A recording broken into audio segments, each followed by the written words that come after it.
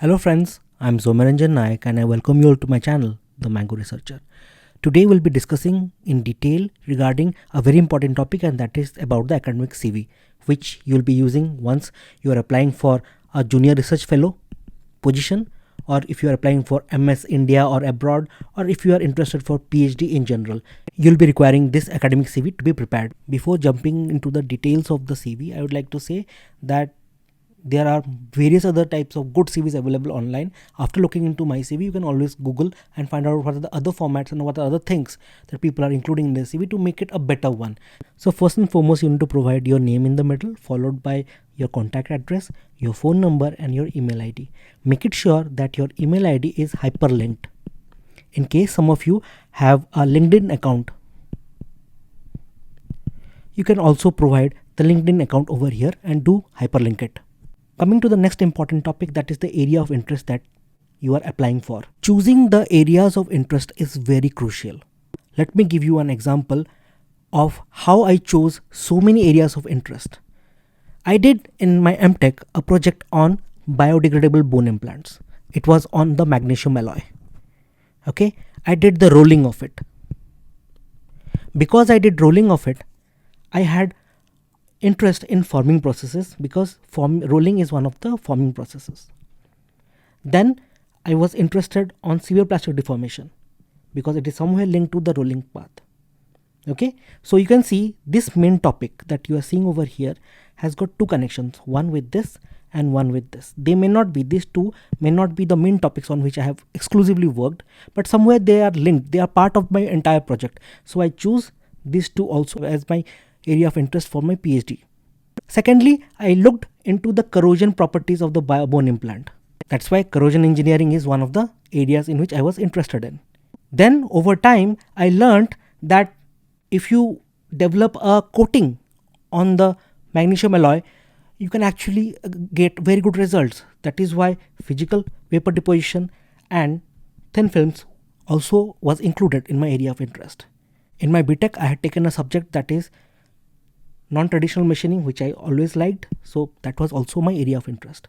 And then at last, non-destructive testing, because one of the finest professors that I have ever read, Professor Satya Prakash, he taught me non-destructive techniques. So now you can make out that it's not specifically on the biodegradable bone implants that I was planning to have my PhD on. Got my point? There were other related topics: corrosion engineering, severe plastic deformation, non-destructive testing. These are very different things.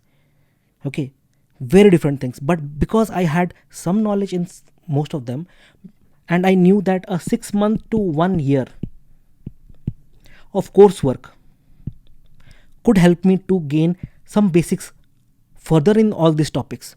So I chose them as one of my area of interest. So I hope that you have understood that how crucial is it to choose your area of interest. It has to be related some way to the past studies that you have done or the past subjects that you have read. Then you need to give a detail regarding your education chronologically. Backwards. First, because I was applying for a PhD program, first I gave the detail of my MTech project. My specialization was this, my department was this. This is the year I took admission at IIT. This was my CGPA. So this gives the idea regarding my masters. Then I went on to give a detail of my bachelor's. It was from manufacturing science and engineering from this particular university in this particular year with a CGPA of this. My intermediate's percentage was this much and my matriculation percentage was this much. So you have made it very clear within this very short span of paper what is your area of interest, what is your education overall. And that actually gives idea to someone that what are you aspiring for. Friends, in the past I have told specifically that at least of 5 to 6 months of regular MTech work, second year research work, can earn you enough experience to go for a conference. And that is very important if you're aiming for PhD abroad. Okay, or even if you are a BTech student, you have done some research work in your summer internship, make it sure at least a conference. if not a paper or a journal article. Got my point? Okay, so this is the conference that I went. So this gives idea to anyone who is looking into my CV that, well, he has worked for 5 to 6 months at least. Then I gave details regarding my project and training undertaken. First at the MTech level, Project 1. This was the title of the project that I worked on in my MTech. I briefly described it, and also I gave them a future scope.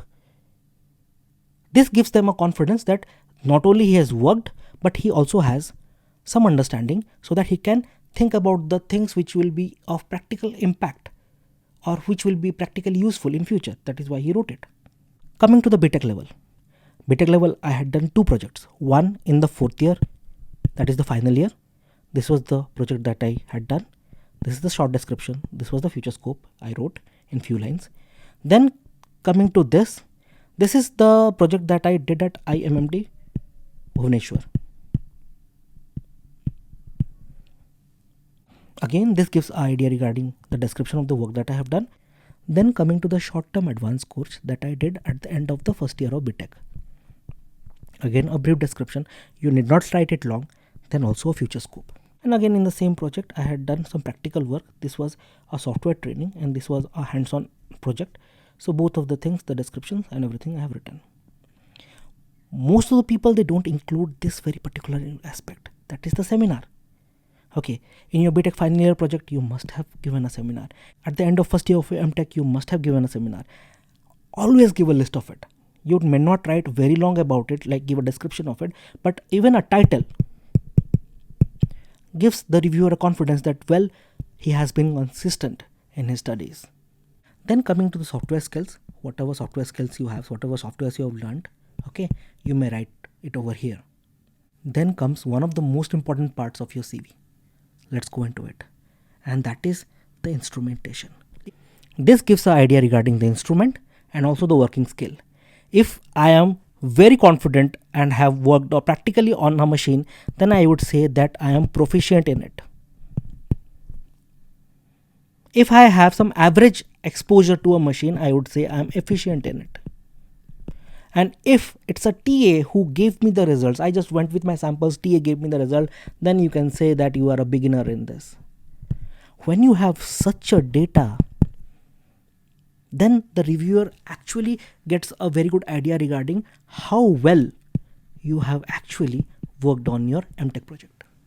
So it is very important that you divide the entire exposure to the instrument this way. Then coming to the achievement section, I was the recipient of Dr. A.K. Bose Gold Medal for the best MTech thesis for the year 2015 from Indian Institute of Metals. Then you can add, actually, whatever scholarship you are getting, that is also an achievement. Not everyone gets it, so you can add that. This is the scholarship that I got from my father's company, and this is the gate rank that I had from this specialization, because of which I got admission in IIT Roorkee. Then coming to BTech, I wrote about some things that I did in my BTech. And then 12th and 12th, little bit of points, very short, not very descriptive, you need to put it. That shows that you were actually very engaged at all phases of your career. You are never dull. That idea should come up. You should not fake anything, but if you have done actually something, then why not to put it? Then coming to some extracurricular activities that you have, you can always put something over here. Then you can add the advanced courses that you have done. You may have done some online courses, you have done some offline or classroom courses, whatever courses that you feel are relevant for your higher studies. Maybe it's in MTech, maybe it's in BTech, you should add them over here, okay, and give some important content of it. Whatever you find important, put it over here. Got my point? Then most important is having references. At least if you have 3 references, like the subject teachers